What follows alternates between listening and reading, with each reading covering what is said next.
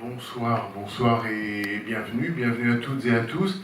Bienvenue à Vimal-à-Pons pour la troisième et dernière séance de son Parlons Cinéma. Vous avez vu et lu le programme, vous avez sans doute ou peut-être suivi les séances précédentes. Chaque fois, Vimala a programmé un court et un long, donc cette séance ne déroge pas à la règle. Vous allez voir un court-métrage danois de Jørgen Leth, et qui est un des courts-métrages et un des films fétiches de Lars von Trier, au point où, avec le réalisateur Jørgen Leth, au début des années 2000, le cinéaste Lars von Trier a fait une sorte de remake en forme de long-métrage du court-métrage que vous allez voir. Et puis, donc, elle a programmé ensuite Shiva Baby, le premier long-métrage d'une jeune cinéaste de 25 ans qui s'appelle Emma Seligman, et tout ceci composera l'ensemble du programme. Je vous rappelle la règle du jeu: présentation de Vimala, projection, on voit les deux films ensemble, et surtout après, on se retrouve et on parle ensemble de ce qu'on a vu, et on vérifie ou on se rend compte qu'on n'a pas vu la même chose. Voilà, ça c'est la règle. Vous donnez aussi une petite information: pour des raisons techniques, le court-métrage que vous allez voir, la voix off est en anglais, elle ne sera pas sous-titrée, mais ça dure 12 minutes, et franchement, l'anglais c'est niveau 1. Donc voilà, je pense que ça va aller. Et quand les rares moments où ça parle danois, là c'est sous-titré à même l'image en anglais, donc c'est parfait. Et le long-métrage, lui, ou alors là ça parle un anglais soutenu, et bien les choses sont bien faites, ça sera sous-titré en français. Voilà. Le film, le long-métrage, c'est donc, je le disais, un premier long d'une jeune femme de 25 ans. En 2 mots, c'est un film dont elle avait, au départ, c'était un court-métrage de 8 minutes en 2018. Ensuite, elle l'a développé et produit en 2019, réalisé en 2019. Il a commencé à circuler en festival à l'étranger et en France, au cinéma, au festival américain de Deauville, par exemple, en 2020. Et en 2021, le film a été visible sur la plateforme Mubi. Ce qui veut dire que cette projection-là, à ma connaissance, c'est la première projection parisienne sur grand écran de Shiva Baby. Et bien sûr, c'est à Vimal-à-Pons que vous le devez. Voilà. Tout de suite, je te cède la parole. Eh bien, bonsoir. Je suis vraiment très, très contente d'être là à nouveau. Et donc c'est la 3e séance, comme tu disais Bernard. Très heureuse d'être là avec toi Bernard à nouveau. J'aimerais que ça ne s'arrête jamais. Voilà. J'aimerais venir toutes les semaines, voilà, présenter un film. Ça me fait hyper plaisir, vraiment. Une espèce de micro, une espèce de vocation qui se révèle. Du coup, je voulais faire un petit update. Alors désolé pour les gens qui étaient là. Bernard m'a dit de ne pas refaire cette introduction que j'ai déjà faite 2 fois. Mais en fait, comme je vois des nouveaux visages, je me suis dit que c'était... Hein ? Merci, c'est gentil. Et du coup, je voulais juste resituer pourquoi j'avais fait ce choix où vous m'avez demandé de programmer 3 films. J'en ai programmé 6. Et que je trouvais qu'un film était l'antichambre de l'autre, et que je crois vraiment au double programme dans les séances. Et du coup, je me suis dit, tiens, comment répondre à cette invitation de la Cinémathèque? Et c'est là où je recommence à faire ma petite introduction, comme sur les plateformes Netflix, cette introduction qu'on peut skipper, donc là, vous ne pourrez pas l'ignorer. La revoilà, elle arrive, et donc je reprends mes notes, et me revoilà donc. Je me suis référée aux 3 choses que Colombo cherche après un meurtre. La première étant qu'est-ce qui est là maintenant, qui n'était pas là avant. La deuxième, c'est où est maintenant ce qui était là avant. Et la troisième, c'est qu'est-ce qui a été déplacé. Et donc je me suis dit que je trouvais que ces 3 questions-là étaient 3 questions que je pouvais me poser après avoir vu une œuvre, quelle qu'elle soit, un film, un album, une exposition, et que ça nous permettait, je trouve, en se posant ces 3 questions, d'évaluer ce qu'a procuré une œuvre en nous, c'est-à-dire qu'est-ce qui a été déplacé en nous. Et de ces 2 choses-là, je me suis dit, tiens, ça me fait penser qu'il y a 2 techniques un peu narratives qui, moi, me déplacent, quand je les vois, qui me déplacent en moi-même, qui me touchent. C'est la première, je peux la résumer sous le mot de contemplation, on va dire un petit peu, comme souvent on la retrouve finalement dans les vidéos d'art.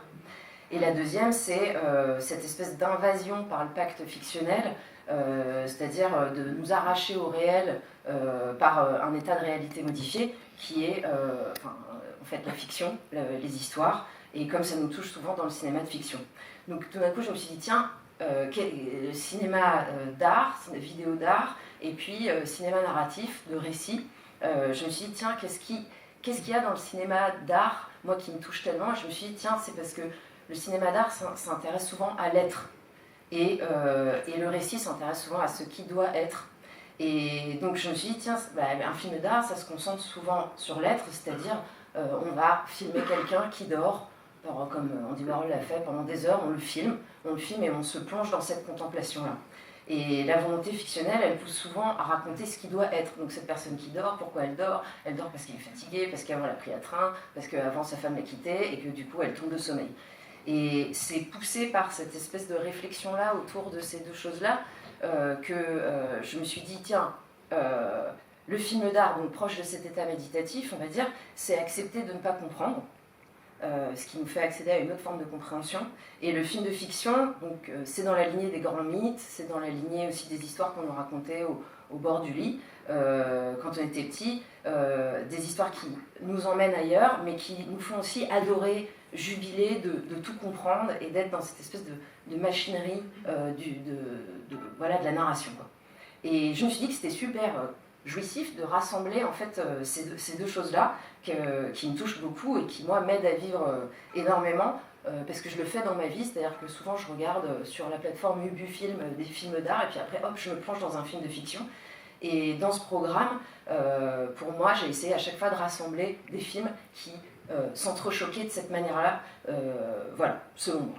Voilà. Donc ça, c'était la petite introduction. Après, je me suis dit que pour la varier, puisqu'il y avait des gens qui l'avaient déjà entendu plusieurs fois, je me suis dit, tiens, peut-être que comme grille de lecture, je pourrais plutôt proposer, chose que j'ai découvert là récemment, les 7 règles d'or de Léonard de Vinci. Mais finalement, a priori, je ne les retrouve pas dans mes notes. Ça va être hyper long et chiant.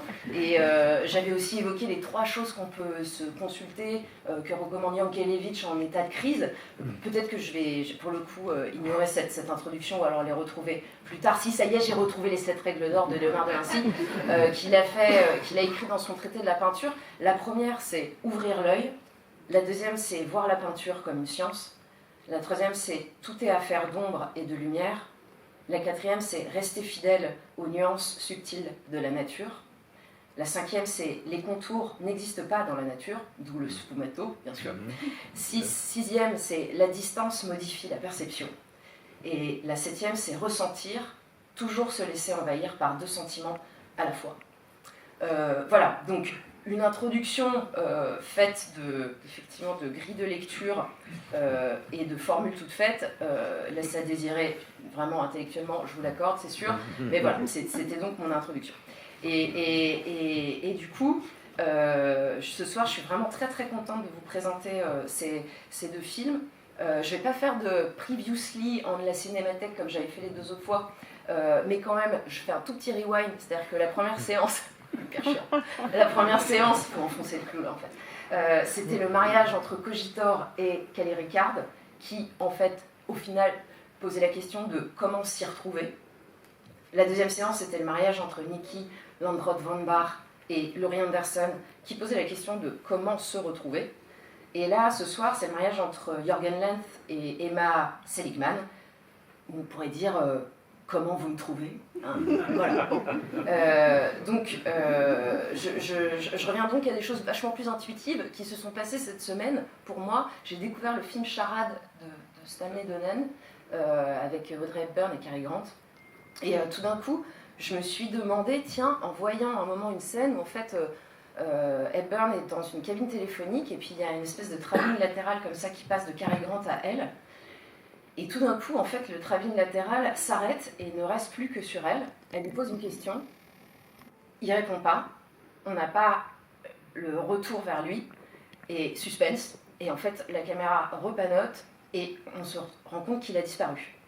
Et je me suis dit, tiens, c'est marrant, le pouvoir du cinéma, c'est, après j'ai écrit là, les phrases que je vais vous dire, le pouvoir du cinéma, je me suis dit, c'est vraiment avoir la possibilité de se mettre dans la vision de l'autre, et que je trouve les jeux vidéo et la VR en ce moment permettent de vraiment ça de manière encore plus poussée. C'est pour ça que je pense que c'est des outils dont il faut s'emparer aussi en tant qu'auteur, en tant que scénariste, parce qu'elles permettent vraiment de se mettre à la place de l'autre.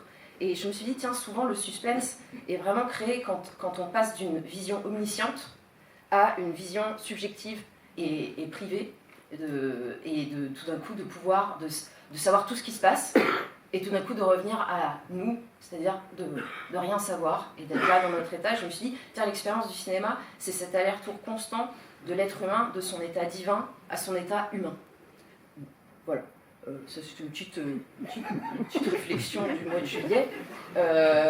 Toujours est-il que ce soir, Jürgen Lenz, c'est un film moi, qui m'a énormément inspiré, notamment pour le spectacle que j'ai fait cette année, qui s'appelle Le périmètre de Denver. C'est donc, comme vous l'avez dit, un film que Lars von Trier a énormément aimé. Donc ils ont fait un film qui s'appelle Five Obstructions. J'ai eu vachement de mal à le dire, j'ai plus de salive du tout. Five Obstructions. Et je trouve que c'est comme un peu les films comme Starman de Carpenter. C'est des films, on dirait, qui ont été faits par un extraterrestre qui se pose la question de qui on est, qui est l'être humain, et donc qui est vraiment dans cette histoire, si vous avez suivi l'intro, la question de l'être, quoi, vraiment, de s'observer nous, quoi. En plus, et c'était mon premier choix en fait, mais Bernard a court-circuité ce choix, n'a pas voulu programmer ce film, de Alex Dacorté, qui est un vidéaste génial, et qui a fait un hommage à Jürgen Lenz, où il reprend exactement ce film que vous allez voir, qui s'appelle, donc son film s'appelle Slow Graffiti, et il a mis à la place donc, de l'être humain, donc de Perfect Human, il a mis la figure de Frankenstein. Donc au lieu de regarder l'homme, l'être humain, il a regardé le monstre. Voilà. Jürgen Lenz, c'est aussi quelqu'un qui est finalement pas connu pour ça, mais c'est lui qui a fait ce film où Andy Warhol mange un burger.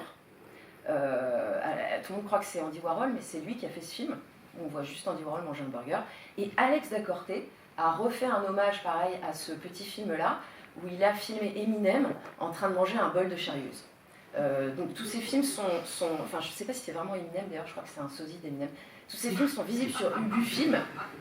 C'est vraiment super ce qu'il a fait, je trouve. Et Emma Seligman, bah, tu as déjà tout dit, Bernard, hein, 25 ans, moi je trouve que c'est un génie total. C'est un film de plateforme, comme je trouve en ce moment, qu'il y a vraiment des choses absolument... des choses géniales qui se passent sur les films en plateforme, sur les séries. Il y a une série de Ben Stiller en ce moment sur Apple TV qui est géniale, qui s'appelle Severance. Bref, du coup ça me fait très plaisir de la même manière que le film de Laurie Anderson de pouvoir le voir dans ces conditions-là, parce que comme tu l'as dit, ça n'a jamais existé pour l'instant.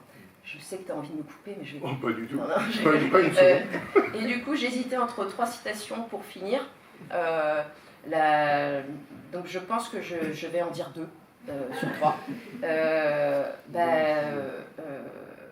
La première, c'est que Vitesse définissait le théâtre par le laboratoire des conduites humaines.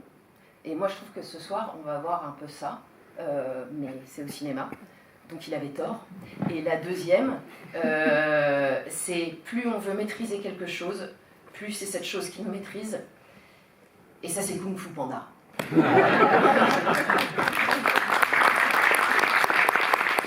tout à l'heure.